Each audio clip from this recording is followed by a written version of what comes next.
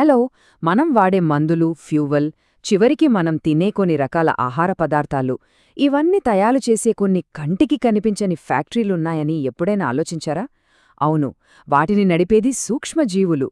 ఈరోజు మనం ఫర్మెంటర్లు, బయోరియాక్టర్లు అని పిలిచే ఆ అద్భుతమైన యంత్రాల లోపల ఏముందో చూద్దాం. సరే, ఈరోజు మన ప్రయాణం ఎలా ఉండబోతోందంటే, ముందుగా ఈ మైక్రోఫ్యాక్టరీ అసలెందుకు, దాని ముఖ్య ఉద్దేశ్యమేంటో చూద్దాం. ఆ తర్వాత ఒక సూక్ష్మజీవి బ్రతికి బట్టకట్టాలంటే ఎలాంటి సమస్యలొస్తాయో, ఈ యంత్రం వాటిని ఎలా పరిష్కరిస్తుందో లోతుగా చూద్దాం. అక్కడి నుండి రకరకాల డిజైన్లను చూసి ఓ స్పెషల్ ఎంజైమ్ రియాక్టర్ గురించి కూడా మాట్లాడుకుందాం. చివరిగా అసలీ డిజైన్లకు ఎంత ప్రాముఖ్యతెందుకుందో తెలుసుకుందాం. రైట్. మొదటి భాగం, ది మైక్రో ఫ్యాక్టరీ. అసలు దీని ముఖ్య ఉద్దేశ్యమేంటి? చూడండి, ఫర్మెంటర్లు అంటే కేవలం ఖాళీ డబ్బాలు కాదు, అవి చాలా తెలివైన యంత్రాలు. లోపల ఒక ఖచ్చితమైన, కంట్రోల్డ్ వాతావరణాన్ని సృష్టిస్తాయి. అయితే అసలు ఫర్మెంటర్ అంటే ఏంటి? చాలా సింపుల్ ప్రశ్నలా అనిపించొచ్చు, కానీ దీని సమాధానంలోనే అంతా ఉంది. సింపుల్గా చెప్పాలంటే, ఫర్మెంటర్ అనేది ఒక పాత్ర. కానీ ఎలాంటి పాత్ర? సూక్ష్మజీవులుగాని, కణాలుగాని పెరగడానికి అవసరమైన ఒక పర్ఫెక్ట్ వాతావరణాన్ని ఇది మెయింటైన్ చేస్తుంది. ఎందుకు? మనకు కావాల్సిన ఉత్పత్తిని తయారు చేయడానికి. అంటే ఇది ఆ చిన్న చిన్న కార్మికుల కోసం ఒక పర్ఫెక్ట్ ఇల్లు కట్టిపెట్టి వాటితో మనకు కావాల్సిన పని చేయించుకోవడం లాంటిదన్నమాట. ఓకే, ఇప్పుడు అసలు విషయంలోకి వద్దాం. ఈ యంత్రాన్ని విడమరిచి చూద్దాం.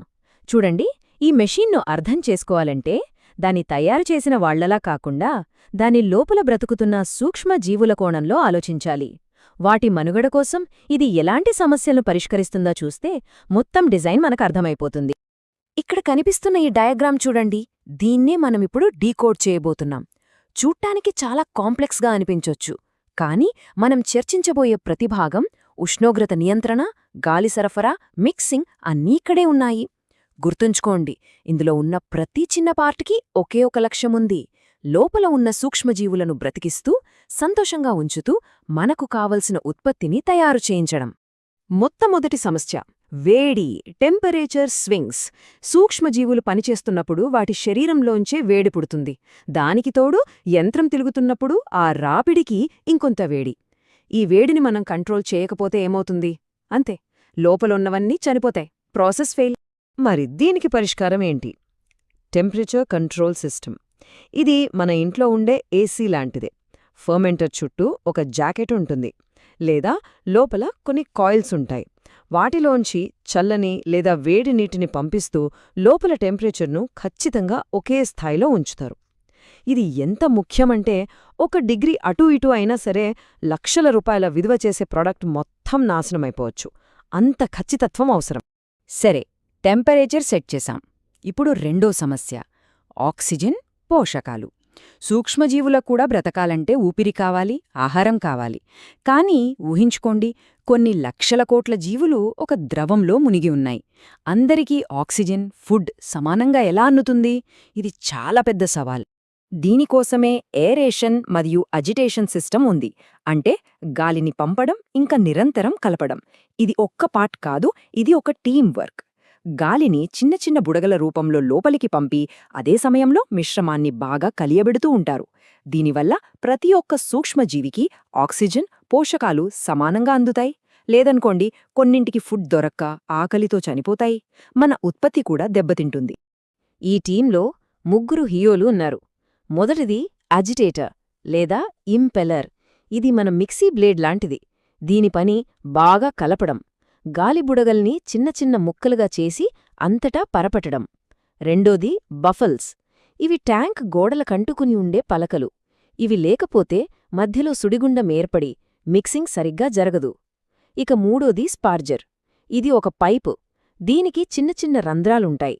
దీని ద్వారా గాలిని సన్నని బుడగల రూపంలో లోపలికి పంపిస్తారు. బుడగలు ఎంత చిన్నగా ఉంటే ఆక్సిజన్ అంత బాగా ద్రవంలో కరుగుతుంది. ఇంకో పెద్ద తలనొప్పి, నురుగు, ఫోమింగ్. కొన్నిసార్లు ఈ ప్రాసెస్లో ప్రోటీన్స్ రిలీజ్ అవ్వడం వల్ల, దానికి గాలి కలవడం వల్ల విపరీతంగా నురుగొచ్చేస్తోంది. ఇది కేవలం చూడ్డానికి బాగోలేదని కాదు, చాలా ప్రమాదకరం కూడా. దీని పరిష్కారమే ఫోమ్ కంట్రోల్. ఎందుకంటే ఈ నురుగు పెరిగిపోయి ఫిల్టర్లను బ్లాక్ చేసేయగలదు. దానివల్ల లోపల ప్రెషర్ పెరిగిపోవచ్చు, లేదా నురుగు బయటికొచ్చి బయటి కాలుష్యాన్ని లోపలికి తీసుకెళ్లే ప్రమాదం కూడా ఉంది. అందుకే నురుగును పగలగొట్టడానికి మెకానికల్ బ్రేకర్లుంటాయి, లేదా కొన్ని రసాయనాలు వాడి నురుగు రాకుండా చూసుకుంటారు. ప్రాసెస్ సేఫ్టీ చాలా ముఖ్యం గదా. సరే, ఇప్పటిదాకా మనం విడివిడి భాగాల గురించి, అవి చేసే పనుల గురించి తెలుసుకున్నాం. ఇప్పుడు అసలు కథ ఏంటంటే, మన అవసరాన్ని బట్టి ఈ భాగాలన్నింటినీ కలిపి ఎలా రకరకాల బయోరియాక్టర్లను డిజైన్ చేస్తారో చూద్దాం. సాధారణంగా 3 ముఖ్యమైన డిజైన్లు కనిపిస్తాయి. మొదటిది స్టర్డ్ ట్యాంక్. ఇది చాలా కామన్. మధ్యలో ఒక రాడ్కి ఇంపెల్లర్లుండి మోటార్ సహాయంతో శక్తివంతంగా కలుపుతుంది.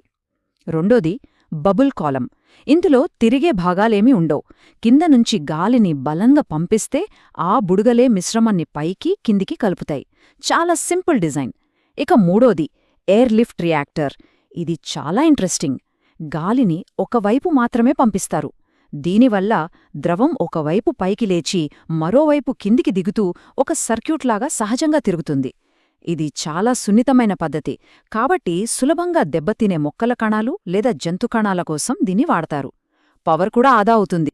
ఇప్పుడు మనం కొంచెం భిన్నమైన ఫ్యాక్టరీ గురించి మాట్లాడుకుందాం. అదే ఎంజైమ్ రియాక్టర్. ఇది మొత్తం సూక్ష్మజీవిని వాడదు. బదులుగా ఆ సూక్ష్మజీవి లోపల ఉండే పనిముట్లను, అంటే ఎంజైమ్లను మాత్రమే వాడుకుంటుంది.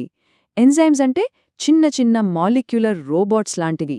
ఒకే ఒక్క పనిని అత్యంత వేగంగా, ఖచ్చితంగా చేస్తాయి. సో ఎంజైమ్ రియాక్టర్ అంటే ఒక నిర్దిష్ట రసాయన మార్పు కోసం కేవలం ఎంజైమ్లను మాత్రమే ఉపయోగించే ఒక పాత్ర.